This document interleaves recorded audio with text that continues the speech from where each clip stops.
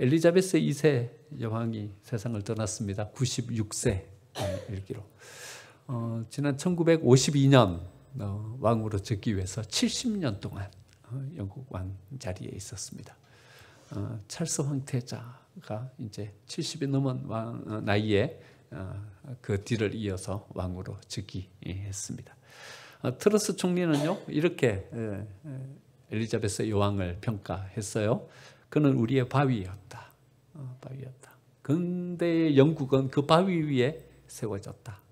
우리의 정신적인 지주였다. 이렇게 평가했습니다. 고령의 나이임에도 불구하고 새로운 국제정세, 사회 변화에 민감했고요. 거기에 대한 대안을 가지고 영국에 조언을 주었습니다. 나라가 혼란스러울 때마다 국민을 단결시키는 데 앞장섰고요. 유엔 총회에도 여러 번 가서 연설하면서 세계를 이끈 지도자로 우리에게 기억되고 있습니다. 1952년도 아직 여성의 인권이 그렇게 많이 세워지지 않았을 그때에 여러분 최고의 영광의 자리에 세워졌지 않습니까? 영국 하면 나라는 작지만 그래도 세계 곳곳에서 영향력을 끼치고 있는 나라이지 않습니까?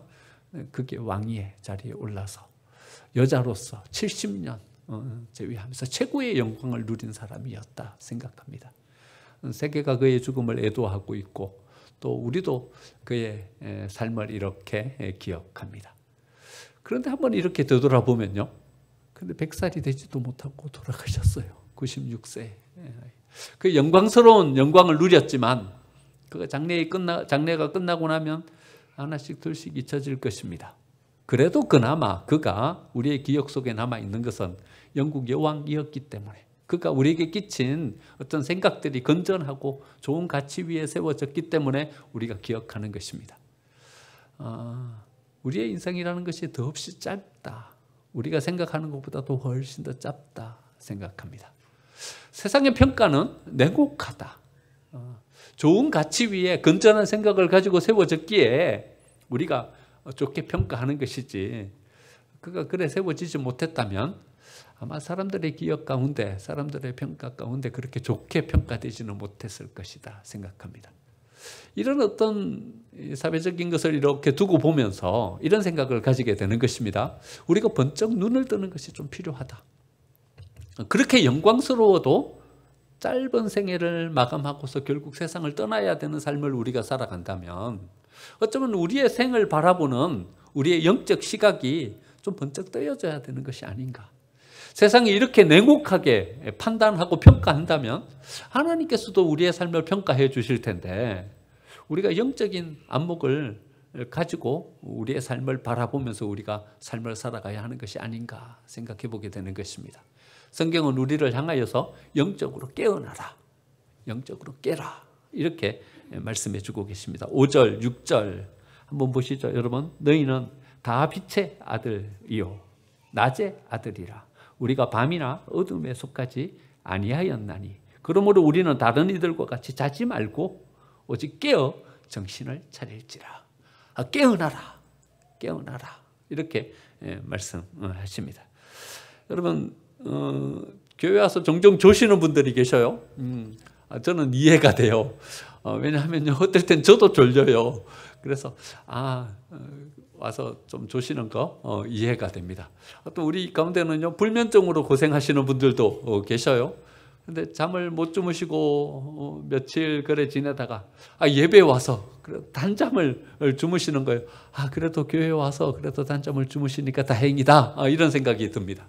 하지만 여러분 우리가 자면요 우리는 들을 것을 못 듣게 돼요. 자면요 우리는 볼 것을 못 보게 돼요. 필시는 이 잠이 어떤 잠으로 이어지게 되냐 하면 우리의 영적인 잠으로 이어지게 되는 거죠. 육신의 잠이야 깨고 나면 다시 우리가 새롭게 시작할 수 있게 되지만 영적으로 우리가 잠들어 버리면 우리는 그 뒤에 우리가 감당하기 어려운 어떤 일들을 우리가 직면하게 되는 것이죠. 그래서 우리는 영적인 잠에서 깨어나야 합니다.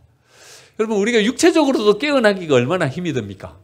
여러분들 어떠십니까? 저는 아침에 새벽에 깨어나는 것이 무척이나 어렵습니다. 저는 저녁경이에요. 그래서 밤에는 정신이 말똥말똥해요.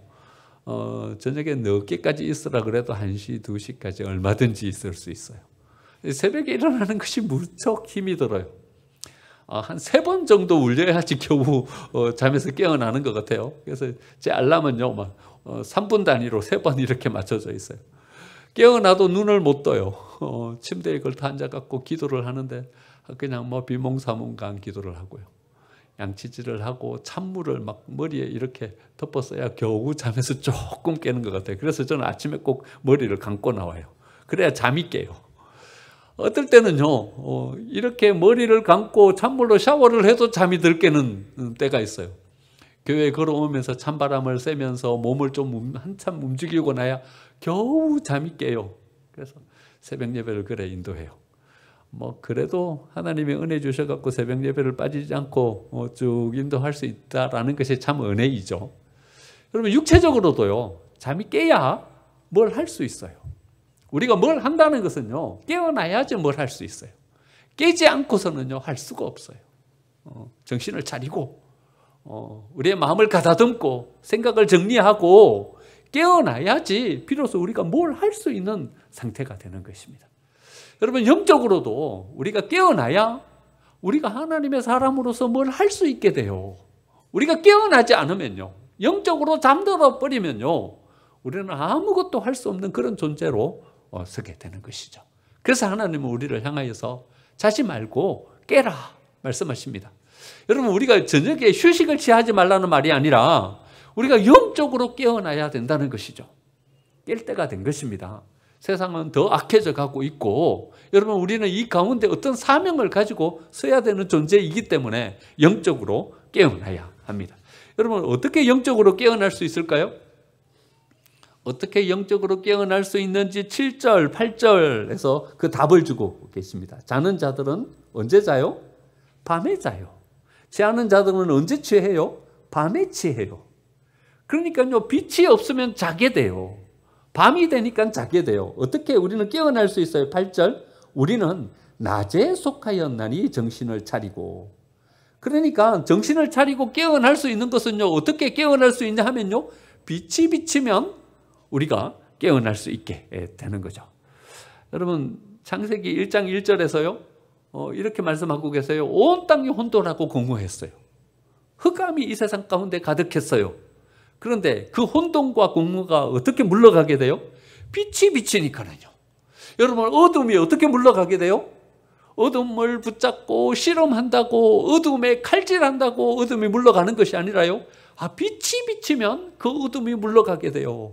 빛이 비치면 공허와 혼돈이 물러가고 새롭게 거기에 질서가 세워지게 돼요. 여러분 창조가 뭐예요? 저는 창조가 하나하나의 새로운 것들이 이 땅에 세워나는 것이기도 하지만요, 저는 창세기 1장을 묵상하면서 질서가 세워지는 것이 창조이다 이렇게 봤습니다. 여러분 모든 것이 질서 세워지니까요, 하늘과 땅이 구분되어 질서가 세워지게 되고요, 물과 묻이 구분되어 질서가 세워지게 되고요. 질서가 세워지게 되는 것, 이것이 바로 하나님께서 이 세상을 창조하신 창조이다. 그러니까요, 빛이 비치게 되는 것, 그리고 우리 속에 새로운 질서가 세워지게 되는 것, 이것이 바로 우리가 영적으로 새롭게 깨어나는 출발점이 될 수 있다는 것이죠. 그럼 빛은 뭐예요? 빛이 비쳐야 우리가 깨어날 수 있어요. 빛이 비쳐야 새로운 질서가 생겨요. 빛은 뭐예요? 빛이 뭐예요? 시편 119편 105절에 보면요, 주의 말씀은 내 발의 등이요 내 길의 빛이니이다. 그러니까 빛이 뭐라고 말씀하고 계셔요? 주의 말씀은, 주의 말씀이 빛이에요. 요한복음 1장에서는요 더 명확하게 이것을 말씀하고 계셔요. 태초에 말씀이 계시니라. 이 말씀은 곧 하나님이시니라. 만물이 그로 말미암아 지은 바 되었으니 지은 것이 하나도 그가 없이 된 것이 없느니라.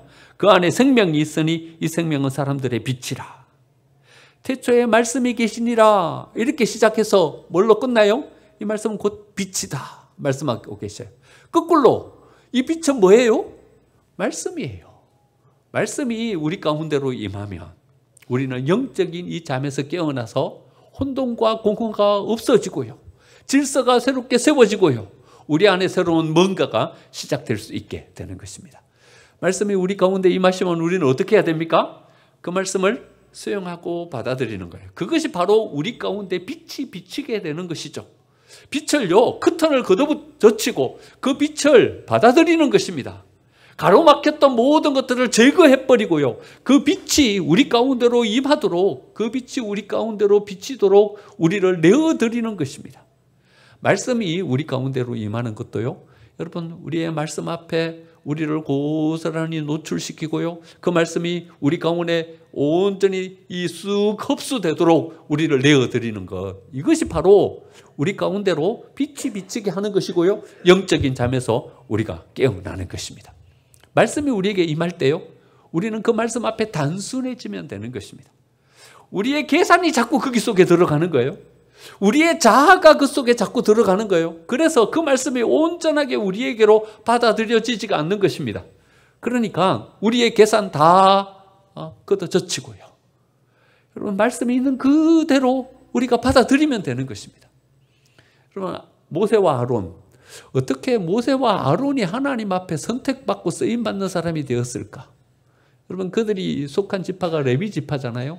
그래가지고 레위 지파가 하나님 앞에 이스라엘 백성들을 대표해서 하나님 앞에 드려지는 지파가 되었잖아요. 레위 지파는요, 셋째 아들이에요. 위에 루벤이 있었어요. 유다가 있었어요. 여러분, 순서대로 하면 루벤 지파가 하나님 앞에 드려지는 지파가 돼야죠. 거기 가운데 어떤 누구가 선택되어서 모세와 아론처럼 그렇게 쓰임 받아야죠. 그런데요, 루벤, 유다, 그들 가운데 이만한 인물이 없는 거예요. 결국 세 번째 아들인 레위 지파에서 모세와 같은, 아론과 같은 사람들이 세워졌어요. 모세와 아론의 특징은요, 하나님의 말씀이 임한 대로 그들은 단순하게 그 말씀을 그냥 쫓은 거예요. 말씀이 임하는 대로, 말씀이 그들에게 말씀해 주시는 대로 그들은 행할 수 있는 사람이 된 거예요. 그래서 모세와 아론이 선택되었고요, 셋째 아들임에도 불구하고 하나님 앞에 쓰임받는 사람이 될 수 있었던 것입니다.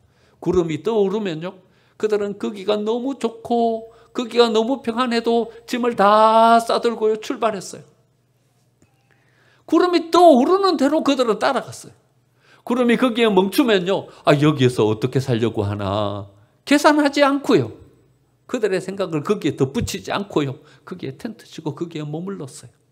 구름이 떠오르면 출발하고 구름이 멈추면 거기에 멈추어 서서 거기에 머무르고, 그러다 보니까는요, 어디에 도착하게 되었냐 하면 약속의 땅 가나안에 도착하게 된 것입니다.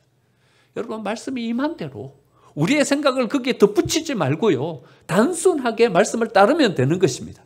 예수님이 예루살렘에 입성하실 때요, 작은 어린 나귀를 타고 입성하셨어요. 제자들에게 예수님 말씀하시는 것입니다. 동네로 들어가면 나귀 한 마리가 있을 테니까 풀어가지고 와라. 제자들이 들어가 봤더니 진짜 어린 나귀가 매여 있어요. 풀어가지고 데리고 가려고 하니까 주인이 보고서는 가로막는 겁니까? 니네들 뭐 하는 거냐? 남의 나귀를 허락도 없이 그냥 끌고 가면 되냐? 그랬더니 제자들이 뭐라 그래요? 주께서 쓰시겠다. 주께서 쓰시려고 합니다. 그랬더니 그 나귀 주인이요, 그냥 입을 딱 닫아버리는 거예요. 주께서 쓰시겠다고 하니까 거기에 어떤 말을 덧붙이지 않는 거예요. 주께서 사용하시겠다고 하니까 순순히 그 모든 것들을 내어드리는 거예요. 다른 나귀들도 있는데 왜 내 어린 나귀를, 말도 있는데 왜 어린 나귀를, 거기에 뭘 덧붙이지 않고요, 자기의 계산과 자기의 생각을 덧붙이지 않고 주께서 쓰시겠다고 하니까 넣어드리는 거예요. 여러분, 하나님께서도 가끔 우리에게 그렇게 말씀하시면서 나오시죠? 나 같은 사람이 뭘요? 이렇게 말하는 거예요. 자꾸 우리의 생각을 거기에 덧붙이는 거예요. 여러분, 우리 같은 사람이 뭐예요? 아무것도 아니죠. 뭐예요, 뭐긴. 그냥 우리를 그냥 내어드리면 되는 거죠. 하나님께서 우리에게 역사해 주시려고 하는 대로, 우리를 이끌려고 하시는 대로 우리를 내어드리고 가다 보면 이스라엘 백성들이 가나안에 도착했던 것처럼, 젖과 꿀이 흐르는 약속의 땅에 그들이 도착했던 것처럼 우리가 그 말씀을 쫓아서 우리의 삶을 그렇게 세워갈 수 있게 되는 거죠. 이것이 바로 우리가 영적인 잠에서 깨어나는 것이죠. 여러분, 영적인 잠에서 깨어나면 어떻게 되냐 하면요, 우리 안에 공허함과 무질서가 새롭게 내면 세계의 질서로 세워지게 되는 것입니다. 이 말씀이 주는 은혜예요. 말씀을 그렇게 받아들이면 계산하지 않고 조건을 내세우지 않고 내 생각을 덧붙이지 않고 말씀을 받아들이면요, 내 내면의 세계 가운데 빛이 비치는 거예요. 그리고는 내 내면의 세계의 공허함, 무질서가 극복되고 여기 안에 새로운 질서가 딱 세워지게 되는 거죠. 여러분, 공허함은 어떻게 돼요? 공허함은 우리는 어떤 것에 집착하게 돼요. 물건에 집착하게 되고요. 어떤 애완동물에 집착하게 되고요. 여러분, 집착하게 돼요. 여러분, 혹시 어떤 물건에 집착하고 계셔요? 어떤 분들은 자전거에 집착하고요. 어떤 사람은 볼펜, 저는 볼펜에 집착해요. 이 볼펜이 몇 개가 있는지 몰라요. 좀 괜찮은 볼펜, 또 좀 좋은 거 있으면요, 저는요, 볼펜에 돈을 들여서 사요. 100원짜리, 200원짜리 잘 나오기만 하면 되는 이런 볼펜이 아니라 돈을 들여갖고 볼펜을 사요. 내가 이렇게 보니까는 볼펜에 자꾸 집착하는 거예요. 내 속에 뭔 공허가 있나? 어떤 질서 세워지지 않은 무질서가 내 속에 자리하고 있는가? 바라보게 되는 거죠. 여러분, 혹시 애완동물 키우세요? 애완동물이 주는 유익이 커요. 그렇죠? 우리 안에 어떤 정서적인 평안함과 안정을 줘요.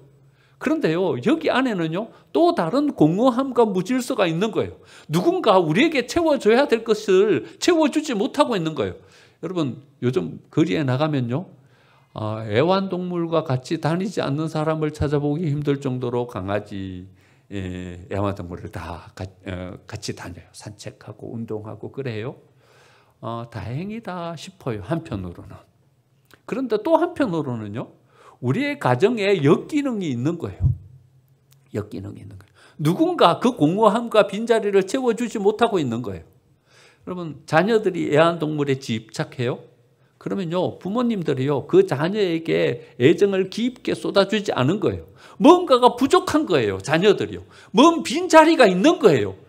부모님들이 거기에 채워줘야 될 충분한 애정이 거기에 충분히 채워지지 않으니까는요, 그 빈 곳을 뭘로 채우려고 하냐 하면요, 애완동물을 키우면서 채우려고 하는 거예요. 남편이나 아내가 여러분 애완동물에 집착하면서 거기에 자꾸 빠져들어가요? 그러면요, 여러분 바라봐야 돼요. 남편이 아내에게 뭔가 공허함을 주고 있는 거예요. 외롭게 만들고 있는 거예요. 아내가 남편을 외롭게 만들고 있는 거예요. 거기에 뭔가 공허함이 있는 거예요. 여러분, 우리 가정의 모든 기능이 온전함으로 채워지면요, 더 이상 애완동물이 필요하지 않은 가정으로 세워지게 되는 거예요. 요즘 현대사회가 이렇게 바쁘고 힘들다 보니까 어쩔 수 없이 애완동물이 필요할 수밖에 없는 그런 이 가정이 돼버린 거예요. 그나마 애완동물이 있어서 그런 부분을 채워주니까 다행이다 싶기도 하지만, 우리의 삶은요, 이런 공허함과 이런 무질서로 채워져 있다는 거예요. 여러분, 이런 무질서, 이런 공허함 어떻게 우리가 극복하고 이것을 다시 세울 수 있냐 하면요, 하나님의 말씀이 우리 가운데로 임하면요, 이 무질서함이, 이 공허함이 질서 정연함으로 다시 세워지게 되는 줄 믿습니다. 이 말씀이 우리 가운데로 임하면요, 우리는 또 영적으로 무장할 수 있게 돼요. 오늘 말씀에 우리 영적 무장에 대해서 8절에서 말씀하고 계셔요. 8절을 한번 보시죠. 우리는 낮에 속하였으니 정신을 차리고. 이 두 가지 어떤 영적 무장이 나와요. 첫 번째는요, 믿음과 사랑의 호심경. 호심경이 뭐예요? 흉패죠. 가슴에 붙이는 거예요. 가슴에 뭘 붙여야 되냐 하면요, 믿음과 사랑의 흉패를 붙이는 거예요. 그 다음에 두 번째는요, 구원의 소망의 투구. 머리에 쓰는 거죠. 구원의 소망의 투구를 쓰자, 이렇게 나와요. 여러분, 여기 데살로니가에서는 흉패와 투구만을 이야기하지만 에베소서에서는 6가지 우리 무기를 이야기하죠. 여러분, 기억나시는 대로 한번 해보죠. 머리에는 뭐 써야 돼요? 구원의 투구. 가슴에는 뭘 붙여야 돼요? 의의 흉패. 허리에는 뭘 떼야 돼요? 믿음의 허리띠. 그 다음에 발, 여기는 뭐 신어야 돼요? 평안의 복음의 신발. 이걸 신어야 돼요. 왼쪽에는 뭘 들어야 돼요? 믿음의 방패. 오른손에는요, 성령의 말씀의 검. 이걸 가져야 돼요. 그러니까요, 에베소서에서는 좀 더 구체적이에요. 그렇죠? 온 몸을 우리가 어떻게 영적으로 무장해야 되는가에 대한 말씀을 주고 계셔요. 그런데 데살로니가에서는요, 이거 다 못하겠거든. 2가지만이라도 해라. 2가지만이라도. 여러분, 우리가 무장한다는 것은 뭘 의미해요? 싸움이 있다는 거예요. 씨름이 있다는 거예요. 우리를 공격해오는 이가 있다는 거예요. 여러분, 이 영적 눈을 가지지 않으면 안 돼요. 여러분, 세상은요, 어떤 무질서로 우리를 공격해요. 세상은요, 어떤 악으로 우리를 공격해요. 우리를 공격하는 이들이 있다는 것을 여러분, 우리 영적으로 꼭 바라봐야 돼요. 이 안목이 없으면요, 우리는 무방비 상태로 당하게 돼요. 사도 바울은요, 이 6가지의 모든 이 방비를 갖출 수 없거든. 제발 이 2가지라도 제대로 갖추어라. 이렇게 말해요. 첫 번째 뭐예요? 가슴에 믿음과 사랑의 호신경을 붙여야 돼요. 흉패를 붙여야 되는 거죠. 가슴은 뭘로 무장해야 돼요? 믿음과 사랑으로 무장해야 돼요. 믿음과 사랑, 이 2가지는요, 밀접한 관계가 있어요. 그냥 사도 바울이 대충 이렇게 2가지를 붙여놓은 것이 아니라 믿음, 사랑, 이것은요, 우리 가슴에 속한 부분이에요. 감정에 속한 부분이에요. 그러니까 느껴야 돼요. 느껴야 돼요. 믿음과 사랑은요, 느끼는 거예요. 느끼는 거예요. 우리가 이렇게 느낌으로 하는 거예요. 여러분, 우리가 믿어요. 뭘 믿어요? 이 2가지의 관계가 있는 거예요. 뭘 믿어요? 하나님의 사랑을 믿는 거예요. 그러면 이 2가지의 밀접한 관계를 우리는 딱 이렇게 관계시켜서 바라볼 수 있어야 돼요. 여러분, 하나님이요, 우리를 사랑하시기 때문에 우리에게 소망이 있는 거예요. 만약에 우리를 사랑하시지 않는다면요, 우리에겐 희망이 없어요. 그래서 우리가 믿을 것은요, 뭘 우리가 확실하게 딱 붙잡고 가야 되냐 하면요, 하나님께서 우리를 사랑하신다는 거기에 대한 확실한 신뢰를 가지고 우리가 딱 써야 돼요. 사탄은 우리에게 어떤 이 공격을 가지고 우리에게 나오냐 하면요, 너 봐라, 이거 또 실수했지 않냐, 이래 이야기하는 거예요. 너 봐라, 너 또 이렇게 죄 지었지 않냐, 너 죄인이다, 형편없는 존재다, 이렇게 이야기하는 거예요. 너 봐라, 또 넘어졌지 않냐, 너는 이렇게 연약한 존재이다, 이래 이야기하는 거예요. 우리의 어떤 부분을 부각시키냐 하면요, 우리의 연약한 부분을 부각시키는 거예요. 우리의 죄된 모습을 부각시키는 거예요.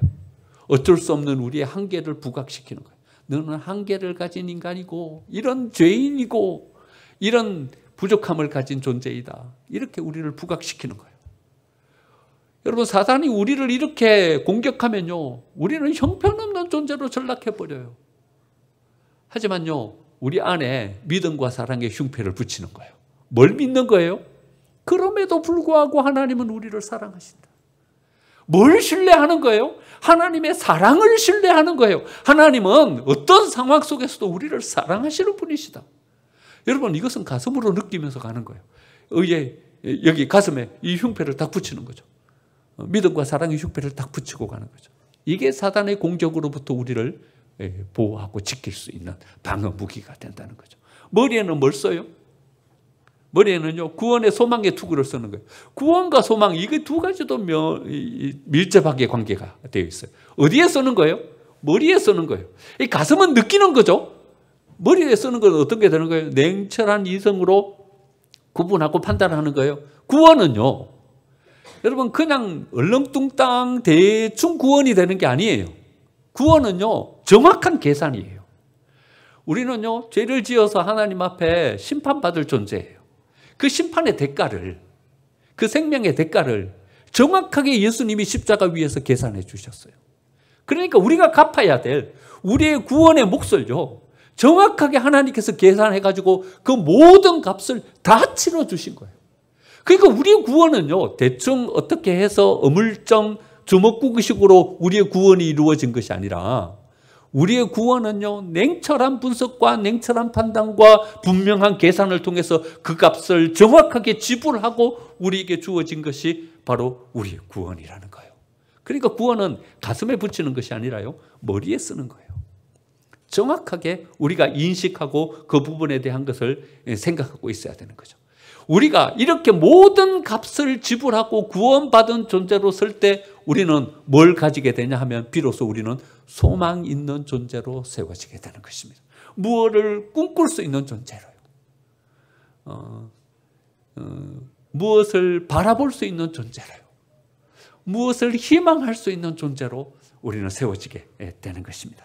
자녀들은 예언할 것이요, 젊은이들은 환상을 보고 늙은이들은 꿈을 꾸리라. 이것이 어디에서 나오냐 하면요, 우리가 구원받은 존재로 세워졌다는 확신을 가질 때 우리는 세워질 수 있는 것이죠. 그러니까 말씀이 우리 가운데로 오면요, 우리는 이런 방어 무기들을 가질 수 있게 되는 거죠. 가슴에 흉패를 붙이고요, 머리에 투구를 쏘고요, 공격해 와도 우리를 지킬 수 있는 사람으로 서게 되는 것입니다. 세 번째로요, 우리가 영적으로 눈을 뜨고 말씀으로 우리를 무장하면요, 우리는 이웃의 소중한 가치를 비로소 알게 되는 것입니다. 11절 말씀 보면요, 피차 권면하고 서로 덕을 세우기를 너희가 하는 것 같이 하라. 너희가 하는 것 같이 하라. 이 말씀은 무슨 말씀이에요? 잘하고 있다는 거예요. 데살로니가 교회가 이 부분을 잘하고 있다는 거예요. 잘하고 있지만 이 부분은 더 잘해야 된다. 권면하고 서로 덕을 세우는 자로 서라. 이웃을 향한 것이죠. 이웃에 대한 소중함을 가지고 서는 거죠. 덕을 세우는 거예요. 서로 권면하면서 서로 잘 세워가는 이 일에 앞장서는 거죠. 여러분, 어떻게 세울 수 있어요? 어떻게 세울 수 있어요? 여러분, 우리가 바라보는 안목이 중요한 거예요. 뭘 바라보느냐에 따라서요, 세우기도 하고 무너뜨리기도 해요. 뭘 바라보느냐에 따라서요, 그것에 대한 어떤 가능성을 부여하기도 하고요, 이건 안 되겠다 포기하고 내려놓기도 해요. 여러분, 뭘 바라보느냐에 따라서요. 여러분, 이걸 위해서는요, 우리가 어떤 안목을 가져야 되냐 하면요, 하나님께서 이 세상을 바라보는 안목을 가지고 이 세상을 바라볼 수 있어야 돼요. 하나님은요, 세상을 창조하시고 난 다음에 어떻게 말씀하셨어요? 보시기에 좋았더라 말씀하셨어요. 사람을 지으시고 난 다음에는요, 보시기에 심히 좋았더라 이래 말씀하셨어요. 사람이 어떤 존재예요? 하나님을 배반할 존재예요. 하나님은 다 하셨어요. 이 아담이 사단과 한편 먹고 내가 따먹지 말라는 선악과 따먹고 나를 대항해서 일어날 것이다. 하나님은 다 알고 계셨어요. 그런 아담을 지어놓고요, 하나님은 뭐라고 말씀하셨냐 하면요, 심히 좋았더라 이런 말씀하고 계셔요. 여러분, 이게 말이 돼요? 자기를 배반할 사람인데, 자기를 향해서 반역을 일으킬 존재인데, 그 존재를 바라보면서요, 보시기에 심히 좋았더라 이런 말씀하셔요. 하나님 뭘 보신 거예요? 하나님 뭘 보신 거예요? 죄짓고 반역하고 부족하고 연약한 것을 바라보는 것이 아니라 그 아담이 가지고 있는 가능성을 바라보신 거예요. 여러분, 가능성을 바라보시니까는요, 희망을 이야기할 수 있는 거예요. 보시기에 심히 좋았더라. 그러니까 하나님의 안목은요, 하나님의 눈은 어떤 눈인가 하면요, 부족하고 연약한 것을 바라보는 눈이 아니라 어떤 가능성과 희망을 바라보는 눈인 거예요. 그러니까요, 가능성을 봐야 돼요. 가능성을 보면요, 우리는 희망을 이야기할 수 있어요. 왜 우리는 포기하고 우리는 안 된다고 이야기해요? 안 될 만한 여러 가지 부족한 부분을 바라보기 때문에 그러한 거예요. 여러분, 다니엘 호손, 여러분 잘 아시죠? 주홍글씨 소설 쓴 사람이요. 큰바위 얼굴 쓴 분요. 다니엘 호손이요, 회사원이었어요. 회사를 다니다가 열심히 회사를 갔는데 그날 아침도 출근을 했는데요, 직장 상사가 자기를 부르더니 내일부터 나오지 말라 그러는 거예요. 해고당했어요. 뭐 우리나라는 이런 일이 있을 수 없어요. 이거 노조가 딱 세워져 가지고 노동법이 있어서. 근데 미국은 아직도 이게 가능해요. 와가지고 너 내일부터 나오지 말라. 그러면 해고예요. 직장에서 해고되는 거예요. 큰일 났어요. 이제 어떻게 살아요? 직장에서 해고돼 버렸어요. 가정을 어떻게 부양해요? 무거운 마음으로 집에 돌아가서 아내에게 어렵게 이야기를 꺼내는 거예요. 여보, 직장에서 해고당했어. 내일부터 직장을 못 나가게 됐어. 그랬더니 호손의 아내가 뭐라 그런지 아세요? 아싸 이랬어요. 아싸 이랬어요. 예. 뭐 영어로 말했으니까 아싸라고 말 안 하고 오이 예스 이렇게 말했겠죠. 오이 예 이래 말했어요. 아니, 해고당한 남편에게 말이죠, 아싸 이래 말할 수 있어요? 근데요, 호손의 아내는 이렇게 본 거예요. 호손이 평소에 글을 쓰는 걸 보니까 글을 잘 써요. 조리 있게 논리 있게 글을 잘 쓰고, 글을 쓰는데 상상력이 풍부해요. 그걸 본 거예요, 자기 남편에게서. 그리고는 이렇게 이야기하는 거예요. 당신은 그 회사에 그렇게 머물러 있을 사람이 아니다. 글을 써라. 글을 써라. 그러면 1년 안에 당신은 사람들의 주목을 받을 만한 어떤 글을 써낼 수 있을 것이다. 이래 희망을 이야기해 주는 거예요. 호선이 바라볼 때 생각하는 거예요. 그러면 1년 동안 우리 뭐 먹고 사냐? 그랬더니 호선 아내가 이렇게 이야기해요. 걱정하지 마라. 1년 동안 우리 가족 다 먹고 살 만한 거 다 저축해놨다. 1년 안에 당신은 모든 사람들이 주목해낼 만한 뭔가 결과물을 내놓을 사람이다. 이렇게 이야기하는 거예요. 우리 같으면 어째 이야기하겠어요? 1년 안에 직장 못 구하면 당신 나랑 이혼이야? 이래 이야기하겠죠. 그런데 호선의 아내는요, 어떻게 이야기하냐 하면요, 주어진 상황, 지금 이 상황을 이야기하는 게 아니에요. 직장에서 해고당하고, 이젠 절망이고, 앞으로 살아갈 길이 막막하고, 그걸 바라보는 것이 아니라, 호선에게 있는 어떤 가능성을 보는 거예요. 하나님이 아담을 보시면서 보시기에 심히 좋았더라 말씀하신 것처럼 말이에요. 우리에게 있는 가능성을 보는 거예요. 그러니까 희망을 말할 수 있는 거죠. 보시기에 심히 좋았더라. 바로 이게 하나님이 우리를 바라보시는 안목인 거예요. 우리가 가져야 될 안목이에요. 하나님이 우리 가운데로 임하시면요, 우리는 이 안목을 가지고 우리 이웃을 바라보는 거예요. 여러분, 우리의 남편들 어때요? 우리의 자녀들 어때요? 여러분, 만족스러우세요? 만족스럽지가 않죠. 뭐가 보여요? 연약하고 부족한 부분들이 보여요. 우리를 아프게 하고 힘들게 하는 부분들이 보여요. 그래서 때로는 짜증도 나고 때로는 이 싸움도 하고 비난도 하는 거예요.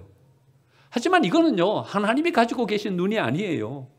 하나님은요, 가능성을 보고 희망을 이야기하는 거예요. 요즘 젊은 청년들 보면요, 여러분 참 어려운 삶을 사는 것 같아요. 우리 때보다도 훨씬 더 어려운 것 같아요. 유튜브 영상을 보면서 우연히 한 권사님이 간증하는 것을 제가 들었어요. 자기 아들이 와갖고 이야기를 하는 거예요. 엄마, 내가 사귀는 여자애가 나보고 결혼을 하재. 근데 나는 이 여자애가 나보고 왜 결혼하자 그러는지를 모르겠어. 나는 아직 직장도 없고. 그런데 왜 나보고 결혼을 하자 그러는지. 내가 결혼을 해야 돼? 권사님이 자기 엄마에게 상담을 하는 거예요. 그래서 자기 이렇게 조언을 해줬대요. 아들아, 여자는 그렇게 호락호락한 대상이 아니야. 자기 인생을 맡기면서 희망도 없고 가능성이 없는 사람하고 결혼하자 그러겠니? 너보고 결혼하자 그러는 것은 너한테 네가 알지 못하는 매력이 있는 거야. 찾아봐. 이렇게 조언을 해줬대요. 야, 정말 멋진 엄마죠. 그렇죠? 그랬더니 그 아들이요, 이제 그 말 한마디에 희망을 갖더래요. 그 말 한마디에 자기의 삶에 대한 애착을 갖더래요. 열심히 살고 뭘 열심히 하더니 직장을 툭 가지게 됐어요. 취직을 하게 됐어요. 그리고는 얼마 지나지 않아서 그 아가씨랑 결혼해갖고 행복하고 단란한 가정을 꾸려서 살아가는 이야기를 해줬어요. 그 말 한마디에, 말 한마디. 여자는 단순하지 않아. 너한테 결혼하자 그러는 건 너한테 네가 알지 못하는 숨은 매력이 있는 거야. 이 말 한마디에 그이가 그렇게 섰다는 거예요. 여러분, 우리는요, 이 희망을 봐야 되는 거예요. 어떤 가능성을 봐야 되는 거예요. 하나님의 말씀이 우리에게 임하면요, 우리는 뭘 보게 되냐 하면요, 안 되는 불가능을 보는 것이 아니라요, 가능한 희망을 보는 거예요. 실패를 보는 것이 아니라요, 그 속에 지금까지 이루고 놓았고 뭔가를 이룬 그 사람의 성공을 보는 거예요. 그러면서 우리는 절망을 이야기하는 것이 아니라 희망을 이야기할 수 있는 사람으로 서는 거예요. 여러분, 엘리자베스 여왕 서두에 말씀드렸지만, 여러분, 칭찬받을 만한 가문이에요? 솔직히 우리 깨놓고 이야기해서 온갖 불륜과 불화로 얼룩진 가정이지 않아요? 그렇죠? 그 자녀들 보면 말이죠. 우리가 다 아는 얘기잖아요. 근데 영국은요, 이래 이야기하지 않아요. 칭찬하면서요, 그가 어떻게 세워졌는지 어떤 이 좋은 어떤 단면들을 우리한테 부각시켜서 이야기해요. 기독교적인 세계관을 가진 거예요. 말씀이 그들의 삶을 그렇게 그런 안목으로 만들어가고 있는 거예요. 여러분, 말씀이 우리 가운데로 임하면요, 우리가 영적으로 깨어난다는 것은 뭔 신비로운 환상을 보고 이것을 말하는 것이 아니라 말씀이 가진 가치관으로 이 세상을 바라보고 그런 삶을 살아가는 것이 우리가 영적으로 깨어나는 것입니다. 말씀이 우리에게로 임하면 우리는 이런 존재로 서게 되는 거죠. 윌리엄 바클레이 이야기를 하고 말씀을 마치려고 합니다. 윌리엄 바클레이가 관용이 뭔가 다른 사람을 받아들이고 수용하는 것이 뭔가에 대한 것을 이래 이야기했어요. Something better than justice. 정의보다도 훨씬 더 뛰어난 무엇이다. 이렇게 이야기했어요. 하나님의 이 안목이요. 성경이 주시는 이 세계관요. 세상은요, 우리가 어떤 아이디어를 내놓으면 거기에 대해서 혹평을 하면서 형편없는 것으로 치부해버려요. 우리의 가슴 뜨거운 이 열정에 찬물을 끼얹어요. 그런데 우리 생명선교회 성도들이요, 이 세상을 향해서 거기에 숟가락 하나 더 얹어가지고 비판할 필요는 없지 않겠어요? 우리는 희망을 말해야죠. 우리는 가능성을 말해야죠. 그래서는 것이 영적으로 깨어난 삶인 줄 믿습니다. 하나님이 우리에게 주시는 이 말씀을 우리 가슴속에 받고 우리도 이 세상을 향해서 희망을 말하고 잠에서 깨어나서 영적으로 무장하고 잠에서 깨어나서 우리 내면 세계의 질서를 정돈하면서 온전하게 세워질 수 있는 저와 여러분의 삶이 되시기를 간절히 축원드립니다. 아멘.